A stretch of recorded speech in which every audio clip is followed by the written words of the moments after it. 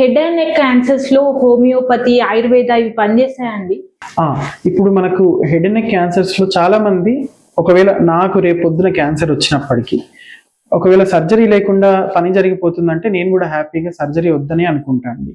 కాకపోతే అన్ఫార్చునేట్గా ఇప్పటి వరకు ఈ మోడర్న్ మెడిసిన్ అంటే అలోపతిక్ మెడిసిన్ ఏదైతే మేము ఫాలో అవుతుంటామో దాంట్లో ఎవిడెన్స్ ఉంటుంది. అంటే ఈ స్టేజ్లో ఈ ట్రీట్మెంట్ ఇస్తే ఇంతమంది ఇలా ఉండే అవకాశం ఉంటుందని చెప్పి మాకు ఖచ్చితంగా కొన్ని ఎవిడెన్సెస్ ఉంటాయి అన్నట్టు. అయితే ఇట్లాంటి ఎవిడెన్స్ వేరే టైప్ ఆఫ్ మెడిసిన్ ట్రీట్మెంట్ అంటే ఆయుర్వేద కానీ, హోమియోపతి కానీ, యునానీ కానీ, వేరే ఏదైనా ట్రీట్మెంట్లో అన్ఫార్చునేట్గా దీనిపైన ఎవిడెన్స్ ఏం లేదు.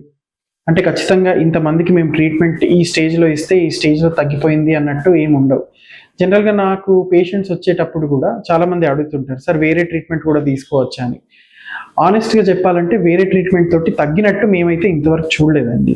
ఎందుకంటే ఫస్ట్ సెకండ్ స్టేజ్లో మేము ఫస్ట్ చూస్తుంటాం.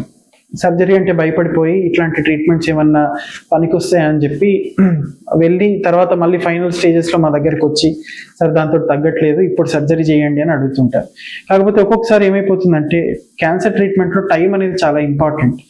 ఆ టైం దాటిపోయింది అనుకోండి, మీరు ఒకవేళ ఫైనల్ స్టేజెస్లో మా దగ్గరికి వచ్చినా మేము కూడా అన్ఫార్చునేట్గా మీకు ఆఫర్ చేసేది పెద్దగా ఏమి ఉండదు. ఆ టైంలో మేము కూడా పెద్దగా ట్రీట్మెంట్ ఏమి ఇవ్వలేము అనేది చెప్పే అవకాశం ఎక్కువ.